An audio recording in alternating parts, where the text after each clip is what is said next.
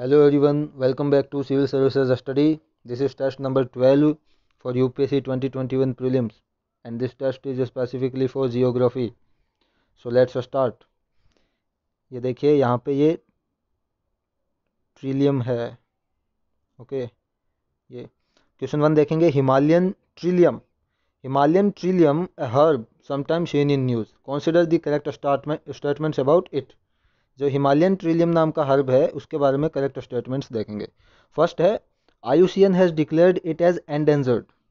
Second, it is found in temperate and sub alpine zones of the Himalayas and it is endemic to India. Third है, in India it is found in 4 states only. तो correct code देखेंगे इसमें से कौन सा सही है. या करेक्ट ऑप्शन इसका डी है जिसमें 1 एंड 3 है. 1 एंड 3 है, IUCN has declared it as endangered. So Himalayan trillium is endangered and in India it is found in 4 states only. ठीक है, तो याद रखिएगा. ये देखते हैं इसका explanation. It is not endemic to India. याद रखिए, it is not endemic to India. It is also been traced और found in Bhutan, Nepal, China, Afghan and Pakistan. तो 6 कंट्रीज़ में पाया जाता है जिसमें से India, Bhutan, Nepal, China, Afghan and Pakistan. याद रखिए, it is not endemic to India. और its scientific name is trillium govanianum and it is used in traditional medicine to cure diseases like wounds, skin boils, inflammation as well as menstrual and sexual disorders. तो इसका ये traditional medicine purpose के लिए इसे use लिया जाता है. ये ठीक है. नाउ क्वेश्चन सेकंड देखते हैं हम लोग. Consider the following statements. इसमें फर्स्ट है, igneous rocks are formed out of the magma and lava from the interior of the earth and are also known as primary rocks. Second, the rocks which formed by deposition of fragments is known as sedimentary rocks. Correct code देखेंगे इसमें कौन सा सही है. So the correct option here is C, both 1 and 2. Both the statements are correct. जिसमें first देखिए, igneous rocks are formed out of the magma and lava from the interior of the earth. igneous rocks का formation जो interior of the earth से जो लावा and magma निकलता है उनके solidification के बाद जो रॉक्स फॉर्म होती है उन्हें इग्नियस रॉक्स कहते हैं. And they are also known as primary rocks. Okay, ये second statement, the rocks which formed by deposition of fragments is known as sedimentary rocks. Sedimentary rocks कौन सी होती है, जो डिफरेंट टाइप्स के फ्रेगमेंट्स का डिपोजिशन से जो रॉक बनती है उसे सेडिमेंट्री रॉक कहते हैं. ठीक है, तो याद रखिए. एक्सप्लेनेशन देखेंगे हम इसका. There are 3 type of rocks: igneous, sedimentary and metamorphic rocks. Okay. अब ये देखिए, metamorphic rocks के बारे में पढ़ते हैं. These rocks occur when rocks are forced down to lower levels by tectonic processes. जैसे ऑलरेडी कोई रॉक है उस पर फोर्स लगता है. ठीक है, तो जो नई रॉक बनेगी उसे मेटामॉर्फिक रॉक कहते हैं. ये मेटामॉर्फिक रॉक्स होती है. ठीक है, metamorphic means change of form. ये देखिए, चेंज ऑफ फॉर्म. ऑलरेडी जो रॉक है उस पर प्रेशर लगने के कारण नई रॉक बनेगी तो ये चेंज ऑफ फॉर्म हो गया. ठीक है, तो metamorphic means change of form means already consolidated rocks undergo recrystallisation and reorganisation of materials within original rocks. तो ये 3 टाइप की रॉक्स होती है. ये बेसिक इन्फॉर्मेशन है. ओके, अब ये देखिए question number 3. Consider the following statements and choose the correct code. First है, the process of mountain building is known as epeirogeny. Second, the process of continental building is known as orogeny. सोचिए, यहाँ correct option है D, neither 1 nor 2. ये दोनों statements ही गलत है. गलत कैसे हम देखेंगे. ये process of mountain building is known as orogeny and the process of continental building is known as epeirogeny. ठीक है, याद रखिएगा, इंपॉर्टेंट है ये. तो ओरोजेनी क्या है, the process of mountain building, इसे ओरोजेनी कहते हैं. And the process of continental building को एपिरोजेनी कहते हैं. ये देखिए, orogenic process involves mountain building through severe folding affecting long and narrow belts of earth crust. ठीक है, ये तो माउंटेन बिल्डिंग के रिलेटेड है. And epeirogenic process involves uplift and warping of large parts of earth crust. ये continental building है. ठीक है, तो ये 2 याद रखिए. अब क्वेश्चन 4 देखेंगे.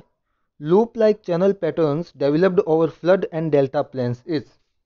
जो फ्लड प्लेन्स है और डेल्टा प्लेन्स है उन पे जो लूप लाइक चैनल पैटर्न ये इस टाइप का बनता है उसे क्या कहते हैं. यहाँ 4 ऑप्शन है, मियांदर, सर्क, मोरेंस, ड्रमलिन्स. तो इसका करेक्ट ऑप्शन है 1, meanders.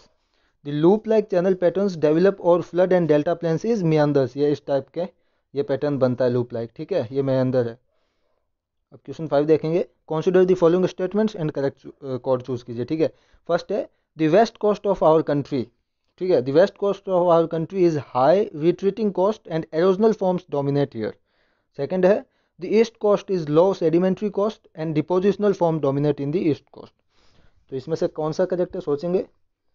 The correct option is C, both the statements are correct. The west coast of our country is high retreating coast, जो वेस्ट कोस्ट है हमारा वो हाई रिट्रीटिंग कोस्ट है and erosional forms dominate here, ये erosion होता है, ठीक है यहाँ पे। और जो ईस्टर्न कोस्ट है हमारा वो एक low sedimentary coast and depositional form dominate in the coast, यहाँ डिपोजिशन होता है, ठीक है। तो ये west coast and east coast के बारे में ये डिफरेंस याद रखिए, ठीक है। Now move on to question 6। ये कंसीडर द स्टेटमेंट्स। फर्स्ट है barchans, barchans are crescent shaped dunes with the wings directed away from the wind direction. Second, transverse dunes form when supply of sand is poor and wind direction is constant. इसमें से कौन सा सही है कौन सा गलत देखिएगा। तो इसका सही ऑप्शन है A, only one, barchans. Barchans are the crescent shaped dunes, dunes मतलब माटी के टिल्ले, तो ये बर्चन्स भी एक माटी का टिल्ला है। Barchans are crescent shaped dunes with the wings directed away from the wind direction. और ये जो है ये सेकंड स्टेटमेंट ये गलत है। कैसे गलत है देखते हैं। Transverse dunes are aligned perpendicular to the wind direction, ठीक है, and longitudinal dunes form when the supply of sand is poor. जब सप्लाई ऑफ सैंड पुअर होती है तो लॉन्गिट्यूडनल ड्यून्स फॉर्म होते हैं, और ये ट्रांसवर्स ड्यून्स क्या होते हैं, aligned perpendicular to wind direction. तो ये ड्यून्स है, ये याद रखिए, ठीक है। अब choose the correct option, question number 7, जिसमें फर्स्ट है इंसोलेशन, इसके सामने लिखा है the incoming solar radiation. Then albedo, the percentage of visible light reflected by object. Isotherm, the lines joining the places of equal temperature. तो इसमें से कौन सा ऑप्शन सही है कौन सा गलत देखेंगे।